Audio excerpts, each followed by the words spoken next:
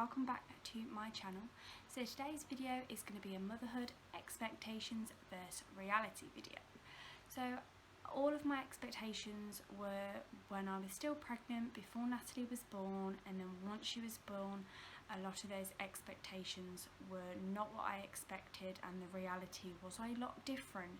So I've decided I'm just going to share a few of my expectations and then the reality of them, because when you're about to become a new mum, especially for the first time, you have a lot of expectations of what it's going to be like, and then some of those are just not what you think it's going to be like at all. So let's get on with the video. So my first expectation was that breastfeeding was going to be really easy. Natalie would latch on straight away. I'd be able to feed her for at least 6 months, exclusively breastfeeding, and it wouldn't cause any issues. My supply would be fine and she'd get everything she needed from me. Unfortunately, the reality of this was that just wasn't the case.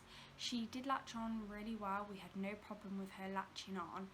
However, it just wasn't ideal for me. Breastfeeding, my supply dropped significantly, so I was able to breastfeed her for about a month, but then she just wasn't getting full up enough on my milk alone, so we did have to do a combination of breast and formula milk. And then in the end I did just decide to go on to formula feeding. The main reason I did that was, one, like I say, my milk supply dropped significantly. My nipples were really sore and cracked and bleeding quite a bit, because although she was latching on, it just wasn't working for us for some reason, so I did end up having to get nipple shields.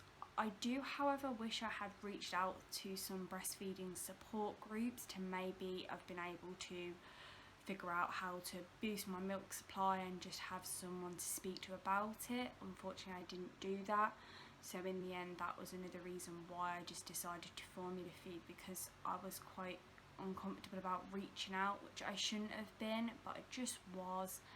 And the idea of actually breastfeeding in public was quite daunting for me. I did attempt to do it once, but I ended up actually having to go into the bathroom and do it, because I just felt very uncomfortable doing it with a lot of people around.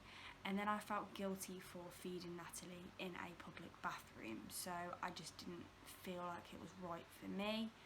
So after a month of doing exclusively breastfeeding, I did decide to go on to do combination, and then after 2 weeks of combination, then I did just go straight on to doing formula, and that's worked better for me, and Natalie's happy with it, so we have been doing that for the last 5 months, and I will continue to do that until she's a year old now. Another big thing was cluster feeding was quite difficult for me as well, because for the first week of her being born, while my milk supply was actually coming in and we were trying to establish my milk supply, cluster feeding was very emotionally, mentally and physically draining on me. She was waking up every hour or so, having a couple, having some milk, and then we'd go back to sleep, then we'd wake up again, cluster feed again, and it was just very physically and mentally draining, so it just didn't work for me. But for all you mums out there who are able to exclusively breastfeed for a long amount of time, then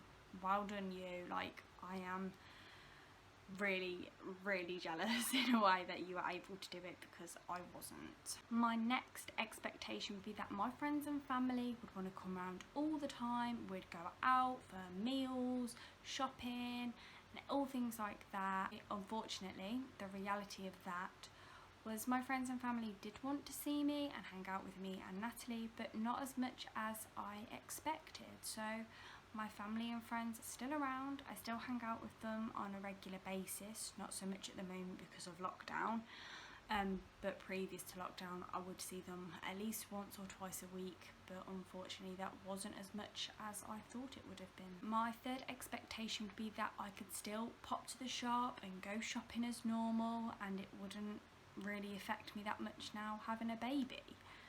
However, that was completely wrong. The reality is that babies take a lot longer to get ready. They need to be fed and changed and dressed, and then you've got to get yourself dressed, And then leaving the house, you've got to make sure you're fully prepared. You've got a bottle with you, nappies, wipes, food, change of clothes, everything like that, because you never know what's going to happen, so you need to be prepared for everything.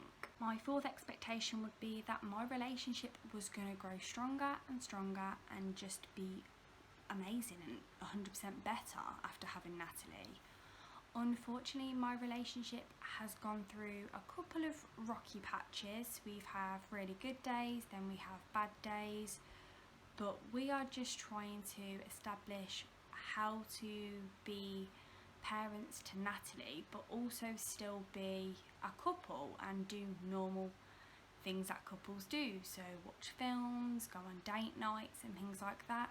And I think it's just the reality of becoming a parent. You need to learn to sometimes switch off from being mummy and daddy and just get back to being yourselves. And we are working on that, we're communicating better, and we are moving forward and growing stronger now. My next expectation was that it would all be smiles, laughs and fun times 100% of the time.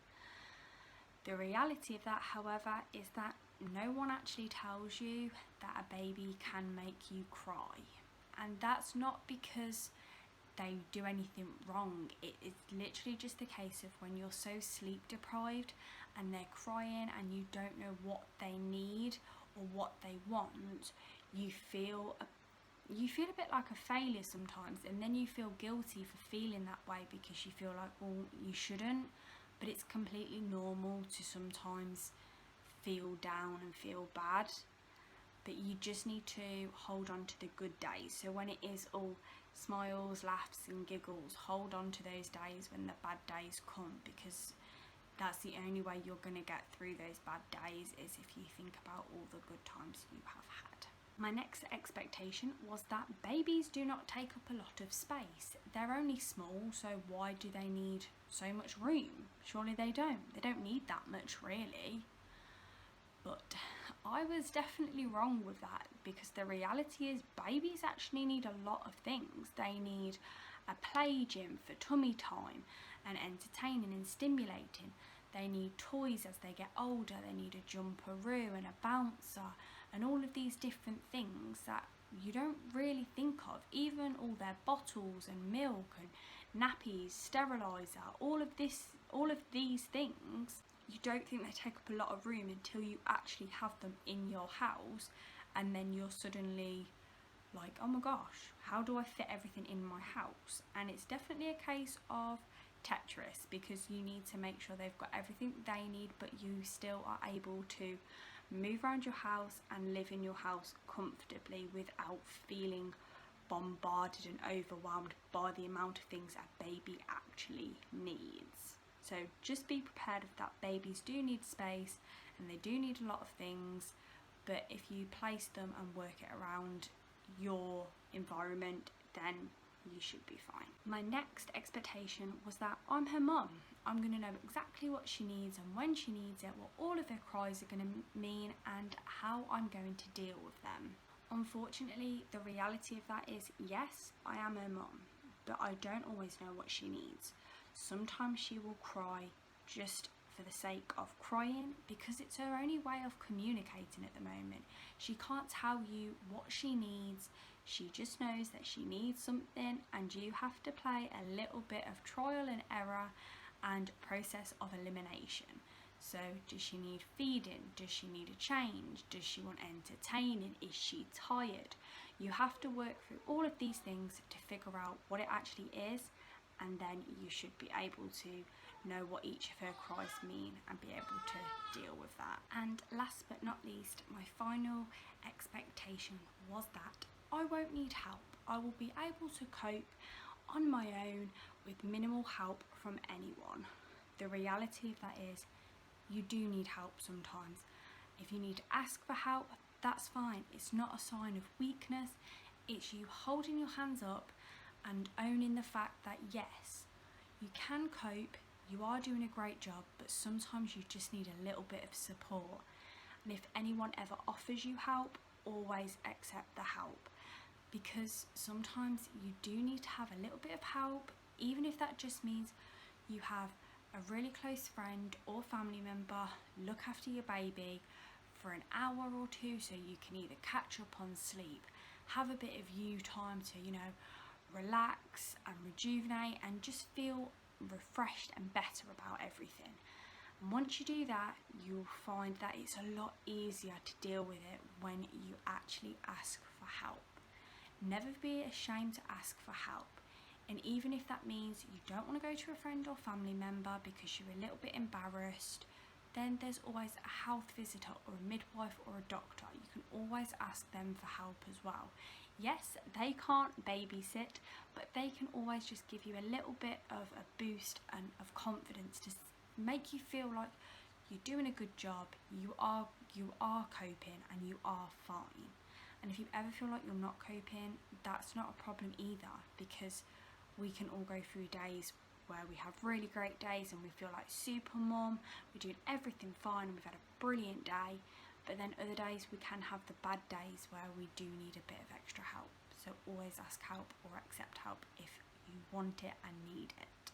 So they are all my expectations versus reality regarding motherhood. I hope you enjoyed this video and I hope it helped some of you other mums or soon to be mums out there, and I will see you in next week's video. Bye!